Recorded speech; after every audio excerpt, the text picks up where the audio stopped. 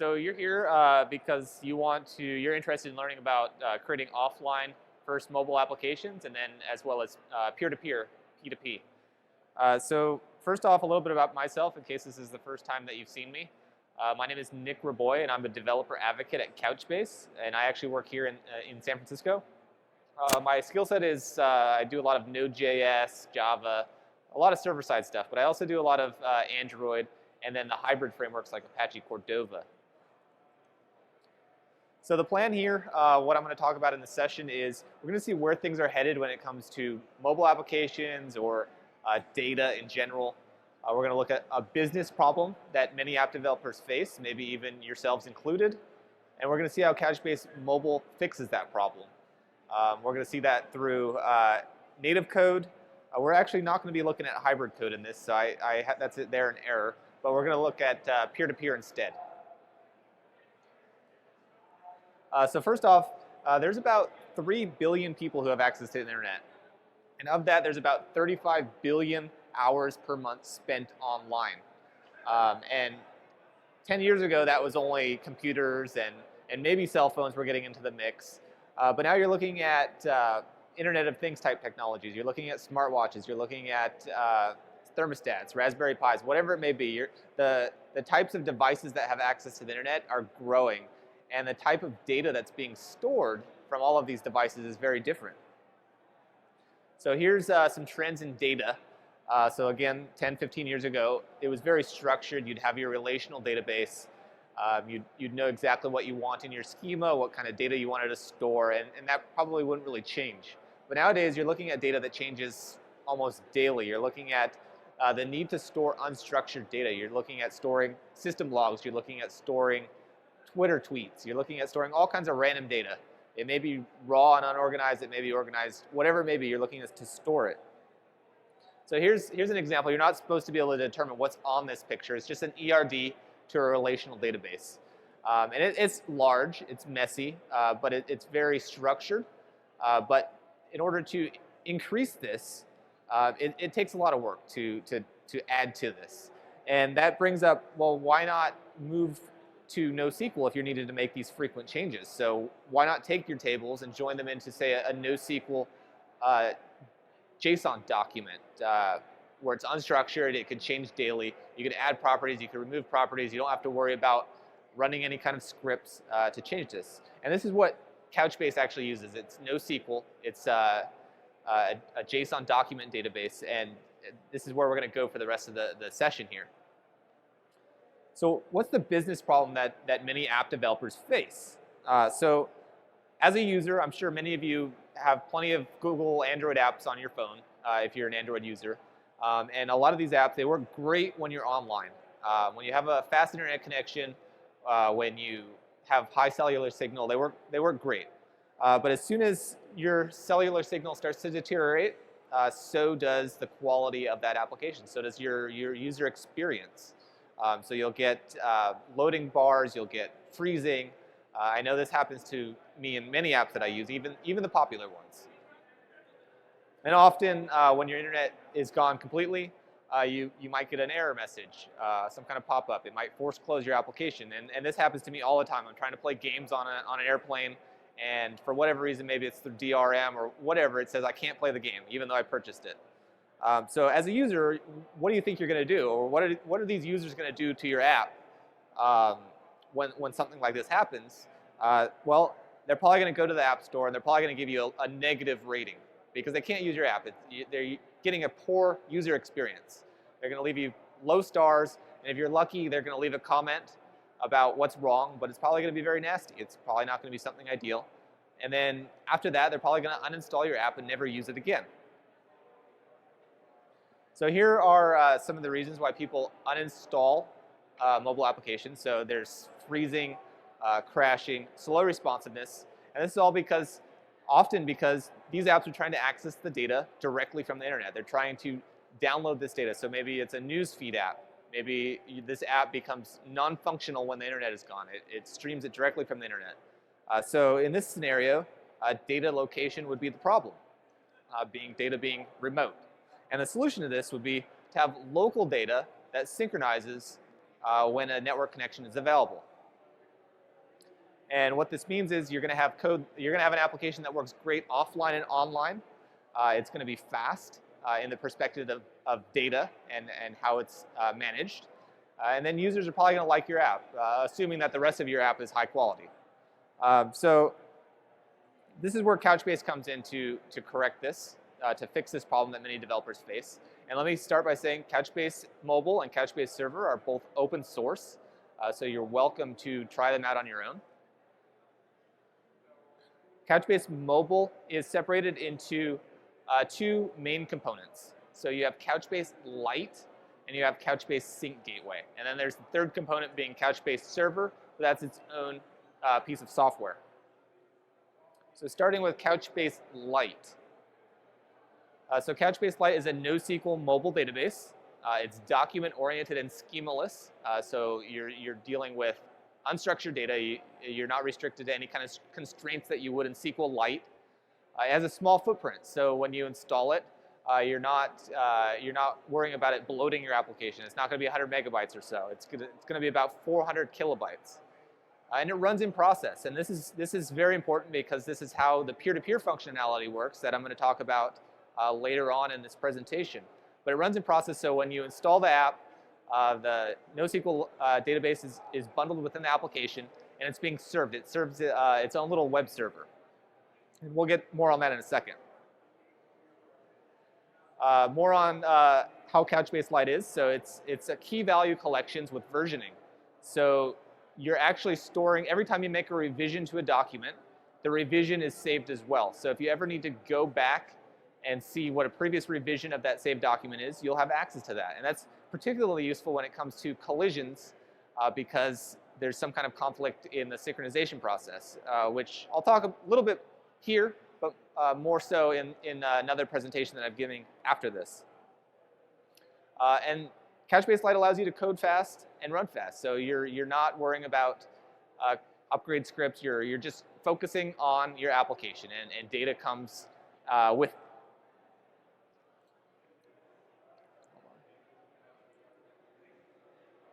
So here's two code examples, the top being iOS and the bottom being Android. Being that this is an Android conference, I'm going to talk more on the Android section. So this is what it would take to get up and running with Couchbase Lite. You would latch onto the Couchbase manager, and you would call get database. And get database will either create a database, or it'll just get it if it already exists. And then at that point, you have the opportunity to add documents to this database. So you would use a hash map, and every key to that hash map would be a property within your document, and then the value would be whatever value goes with that property, and it could be anything. It could be an array, it could be an object, it could be whatever you want, and Couchbase will recognize this.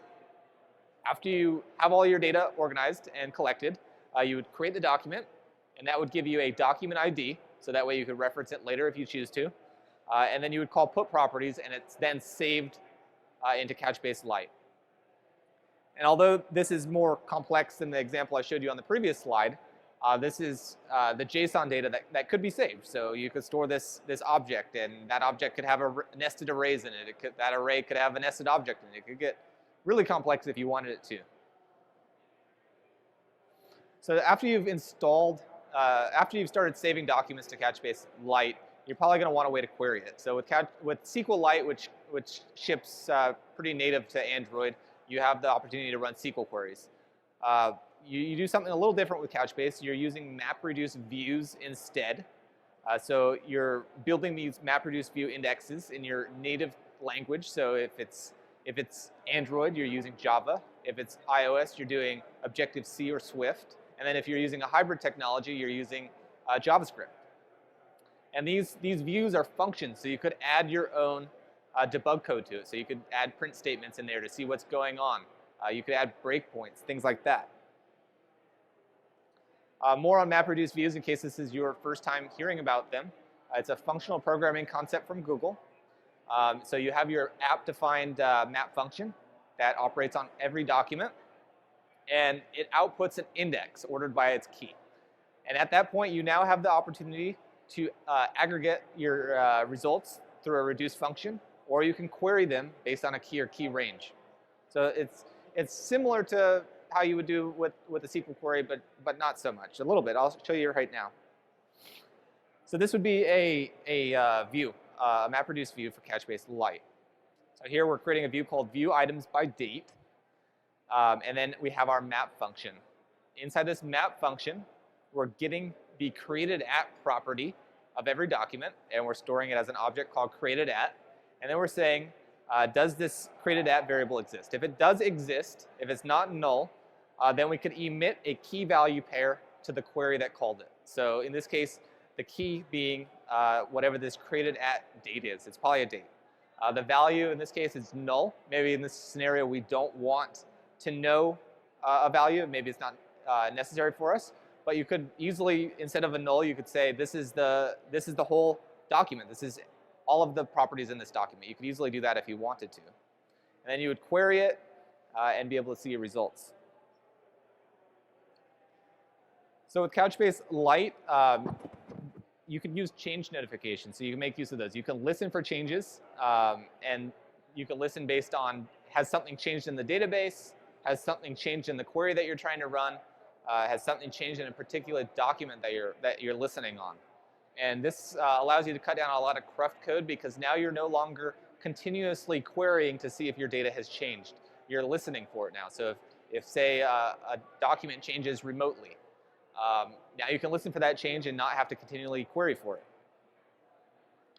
So here's a story about myself as a developer. So I started developing Android applications about 5 years ago. The first ever application that I made was an IP camera application, so that way I could view the cameras in my home. I used a SQLite database, because that was available to me at the time, and it supported one camera, the camera that I owned. So I released it. It got a couple thousand downloads, and then I got a lot of requests to add more cameras to it. And the thing is, I needed to update my SQLite database in order to accommodate this, but I also needed to make it so that way everyone who already had the app, it didn't break for them. So I had to make all kinds of upgrade scripts to upgrade this SQLite database.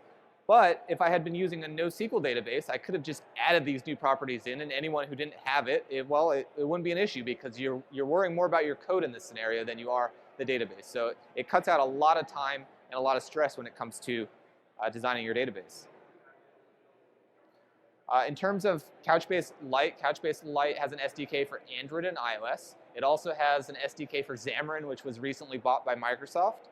And it also works for Apache Cordova and the frameworks that work on Apache Cordova, like PhoneGap, Ionic Framework, Onsen UI. I think there's a few more.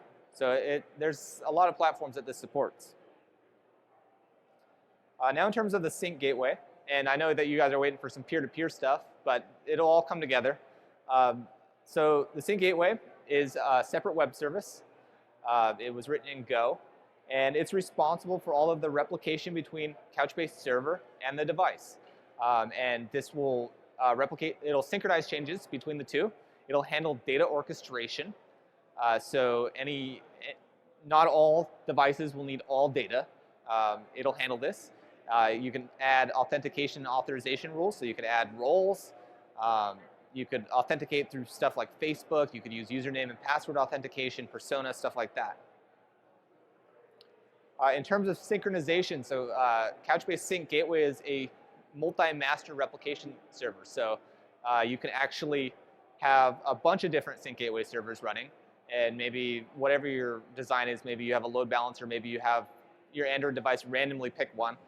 It doesn't matter. They can all communicate with Couchbase server, and you don't have to have this master-slave kind of relationship going on. It can be continuous or ad hoc.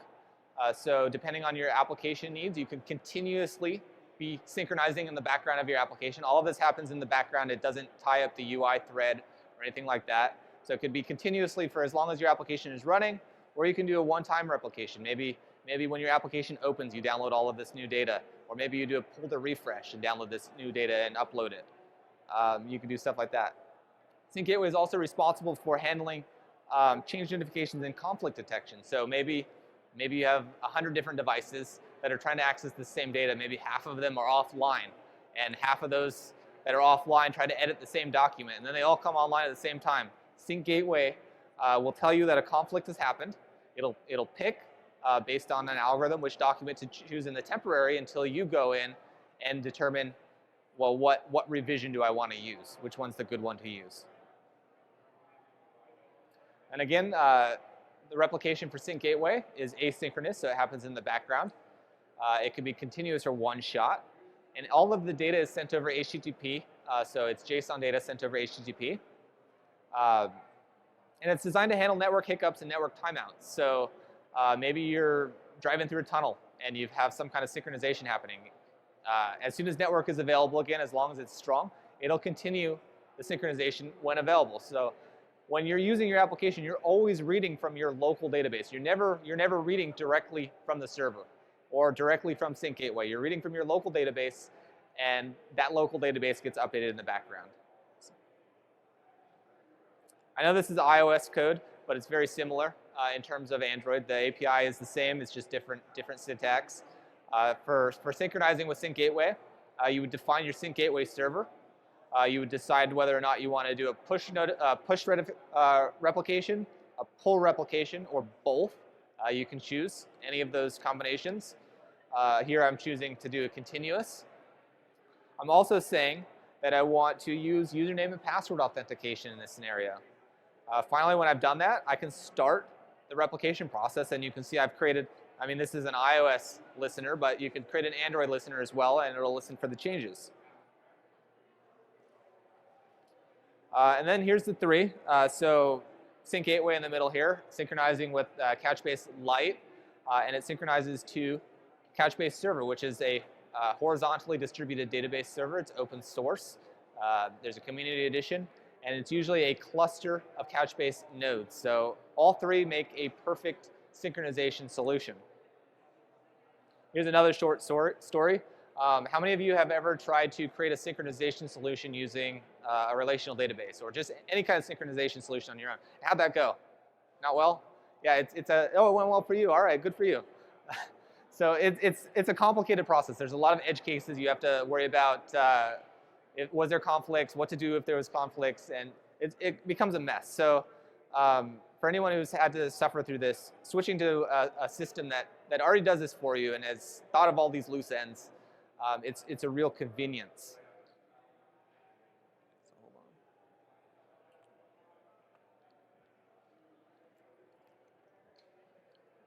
So in terms of Sync Gateway, authorization and authentication. So here we have three functions. We have a require user, require role, and a require access.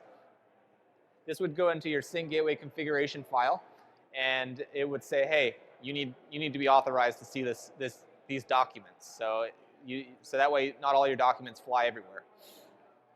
In order to set this authorization, you would say, hey, give this document to this channel, or say, hey, give this username access to this channel, or give this user this role. You can set that here. This is an example of a configuration file for the Sync Gateway. So here, this would be the sync function. We're checking to see, does this document have a type property? So does it have a property called type that equals chat room? If it does, then go ahead and give these members access to this channel, and then go ahead and put this document in that particular channel. More on the channel. So here's the Sync Gateway in the middle, lying here. You have this sports channel, and say there's two devices that have access to the sports channel. They're sharing data with each other. And then you have this other channel called San Francisco, and these two devices are sharing data with the San Francisco channel. San Francisco channel cannot access, these two devices in San Francisco cannot access the sports data. They don't have permission. But here we have this other device out here that has access to this nature channel and the San Francisco channel. So you can design it that way as well. Or admin channel. You can go on and on and on, depending on the needs of your application. So here is a summary of everything about Couchbase Mobile first. So it's an offline first approach. You're dealing with local data that synchronizes. You are working with a NoSQL document database. This Couchbase Mobile solution works with Couchbase Server.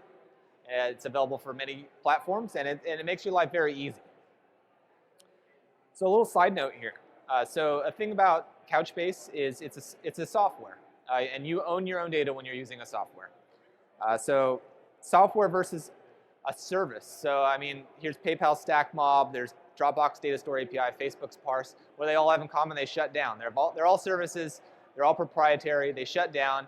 Anyone who used them have to worry about what they're going to do with their data now.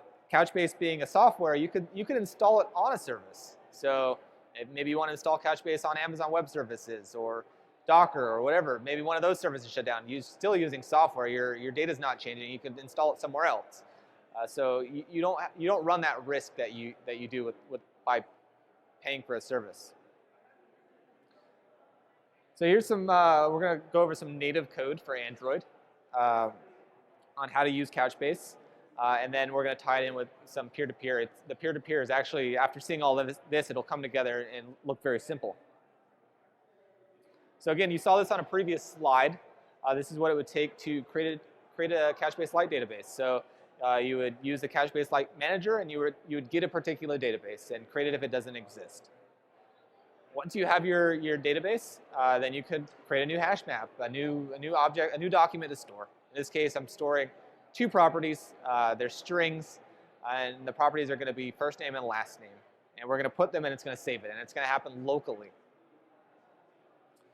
Now, maybe you need to query that data. Here we're creating a view called phones. In this case, we're not adding any logic around it. Previously, you saw I added logic where it would say only get if the created at property exists. In this case, we're just returning everything, the key being the number and the value being the name for that phone number. Now, maybe you want to synchronize with Couchbase Server and the Couchbase Sync Gateway. So you would enter your local and your remote, not your local and remote, your remote Sync Gateway server. In both cases, maybe you want to do a push and a pull. Maybe you want to do one or the other. Here, you're only using these 6 lines of code in order to do this whole process, and it all happens in the background. And from that point on, you're good to go. So it's continuous, and then we're starting it. And maybe you want to listen for the changes that happen. Maybe your database changed. Maybe a document changed, and you want to update your UI, because all of this is happening in a background thread. And you want to update your UI thread, or maybe it's a list view, whatever it may be. So you have this database change listener, and that change event, there's document, you receive properties in the change event. So you receive the document ID that changed. You receive, well, was this document deleted, or was there a conflict? And then you could worry about what to do if there was a conflict inside of this listener. You could look through the revision history and pick what's appropriate. Here are the other 3 ways to listen. So you could do the database change where any document in the database changes.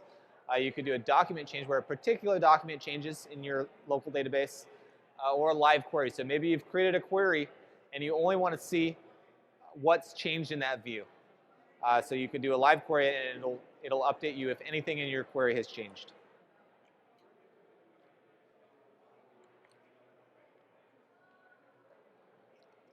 So the cool thing about Couchbase Lite is you can also use it to develop desktop applications. So you can use the iOS SDK to make Mac applications, and you can use the Java SDK for anything that supports Java, whether that be Raspberry Pi or Intel Edison or anything that supports Java. So just a quick note on Sync Gateway. So here's what a configuration file looks like. This is a very basic configuration file. Here we're creating a database called Couchbase Events.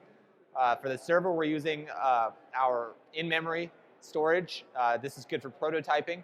It's called Walrus, but you could easily switch out the server to be your actual Couchbase server. And in this case, the sync function is we're syncing all documents to the channel. So, and then we're saying that guests are allowed, and this means that everyone who uses your app is going to have access to all data. So now, what if we want to strip out the internet layer? Maybe we want to strip out Sync Gateway. Maybe we want to strip out Couchbase Server. Maybe we want to just do peer-to-peer stuff. So now we're looking at, we have our 2 devices. Instead of they're accessing this one Sync Gateway server, now they're connecting to each other. And this is made possible because, remember, in the previous slide, I mentioned that Couchbase runs its own mini server. It's an in-process server, and that has its own listener as well. So you can actually use that as long as you're on the same network to communicate to two different devices. So we're going to see some code here after this. So there's different types of networks here. You have your star networks where you have the single access point. It could be the scenario of maybe Couchbase Sync Gateway, and you have a bunch of device nodes. You could do a full ring network where 2 points of failure will disconnect your setup, or you could have the fully connected network where everything is sharing data across. So here's what you can do for the peer-to-peer implementation of Couchbase. So in the scenario that we use, because it's convenient, is we use a QR code. So when you're running Couchbase Lite, you have the opportunity to get the information about that locally running server. It'll give you the IP. It'll generate a unique username and password. It will give you a port and a database. So by using a QR code, it makes it easy to distribute it to another device. You don't have to use a QR code. You could use Bluetooth. You could use Bonjour if you're using iOS. You could do it whatever way you want. But for convenience, I mean, you could even type it in manually if you want. But for convenience, a QR code makes it pretty easy. So once you're saying, hey, let this device scan my QR code, you're also listening for changes using the Lite listener. So now, as soon as the other device connects to you, it'll listen for anything you send to it. And this is a one-time push. So in the example I'm going to describe, we're pushing photos. So I'm going to take a picture from a device and send it to another device using just peer-to-peer. And of course, this supports multiple platforms. So you could do iOS to Android or Android to Android. I'm going to make an attempt here, provided I haven't tested it in this building, but I'm going to make an attempt to do Android to iOS, just for laughs. But in order to do peer-to-peer, you will need to be on the same network because you still have to. The IP addresses need to be accessible. You don't have to have internet; they just need to be on the same network. Here's some code. I'm going to show you 3 slides of code to show you that it's very simple to make this happen. So here we're starting our listener. So we're starting our Lite listener. We're piping in our manager. We're saying we want it to happen on port 5432. And then we're starting a new thread with that listener. On the receiving device, the one that started the listener, we're also going to observe for changes. So in this case, we have a database change listener. And any change that it receives, it's going to print out the document, and it's going to convert the data from a document into an image. And then from the sending device, this would be the other device, not the receiver. Here we're creating a document. We're creating a new revision for that document. We're taking our image stream. We're compressing it, and we're adding it as an attachment to that document. So when it comes to Couchbase Lite, you have the opportunity to use attachments, which is some kind of binary data, and then you could use just regular JSON data as well. So in this case, since this is an image, we're attaching it, and then we are calling save. So we're saving the revision, and we are calling push now. So the URL that we received from the QR code is the URL that we're using in this push replication. When we call push start, the image will be sent to this receiving device. So like I said, I'm gonna make an attempt here to do a demo. So we're gonna see how this goes. So I'm gonna start this iOS code here.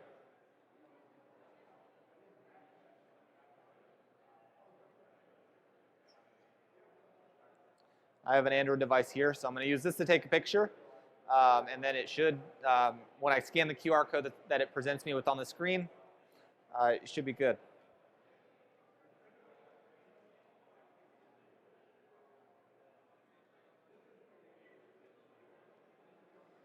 So I'm going to hit receive. It's going to generate a QR code. Because this is a simulator and it gets a little wacky with simulators, it's giving me a local IP. So I'm going to take this, generate my own QR code out of it after I figure out what my local IP is.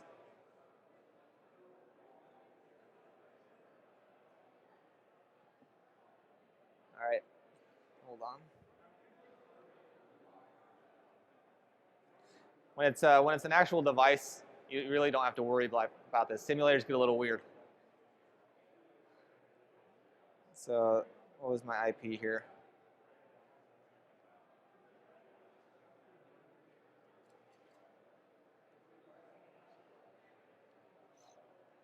All right, I have a new QR code. Hopefully I'm on the same subnet here.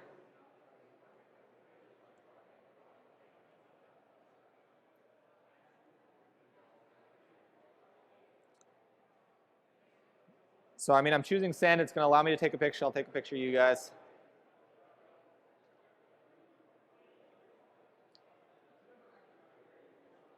It's going to have me scan the QR code. Yeah, so it worked. So it sent it, and if I wanted to, I can do another one. Let me see if I can keep this open.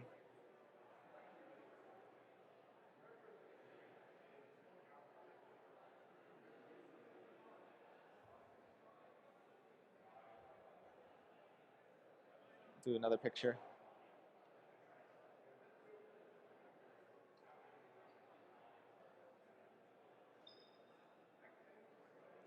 Oops.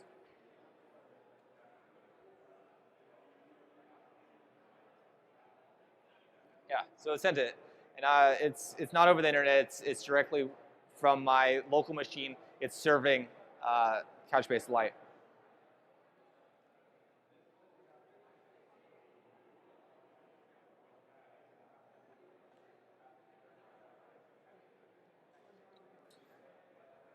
So I do have a few demo applications here. So there's 3 that actually deal with Sync Gateway and Couchbase Server, the first 3. And then PhotoDrop is the application that I just demoed the best to my ability here with the devices. There's an iOS version and an Android version. If you want to check it out, it's called PhotoDrop. It's not a lot of code. Most of the code in this application is related to actually bootstrapping the application itself. Really, the application code for actual peer-to-peer stuff is what I showed you in the slides. I just ripped it right out of the code. So there's not a whole lot to it. Do want to open it up to questions, if there are any. Yes?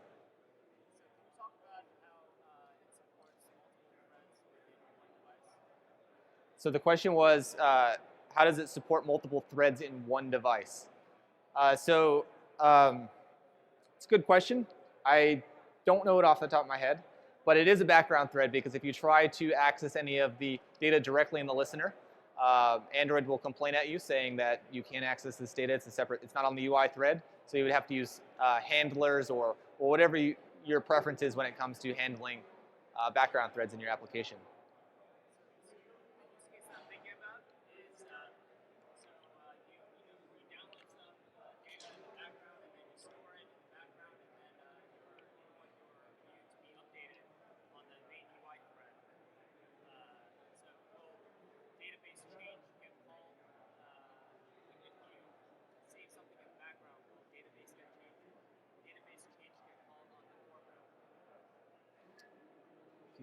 So the question is, if you save something in the background, will the change get notified in the foreground?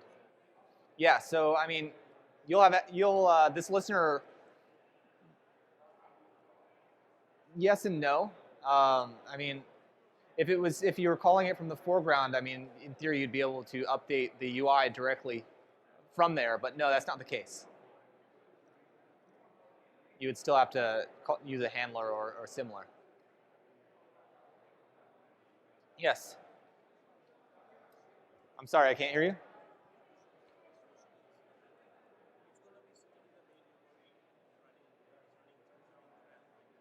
Are you talking about Couchbase Lite? All right.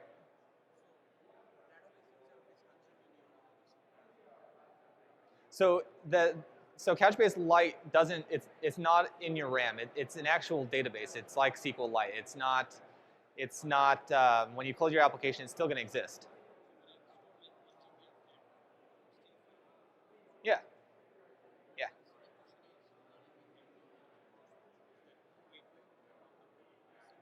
Yeah.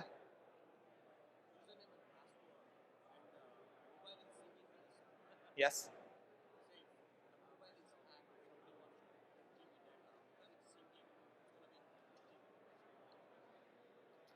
So let me make sure I understand this question.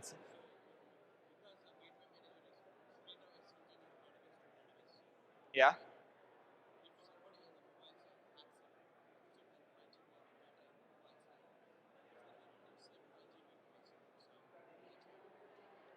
So it'd be unlikely that somebody, I mean, you're saying, what if somebody hacks your sync gateway server to maliciously put data into your, on their device?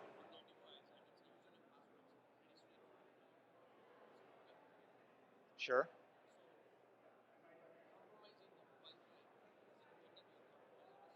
No.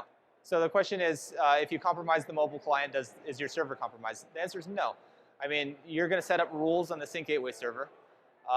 In like you could set up, well, is this document too large? Does this document have the correct properties?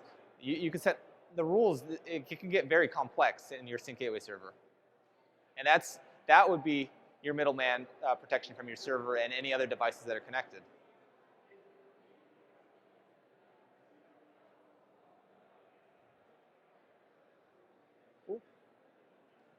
We are hiring. We're hiring for some mobile positions if any of you are interested in changing careers. Other than that, thank you. I do have a session right after this one, though. For half of it, it's going to be an overview of what you already saw, but then the other half is going to be a hands-on workshop that deals with Sync Gateway.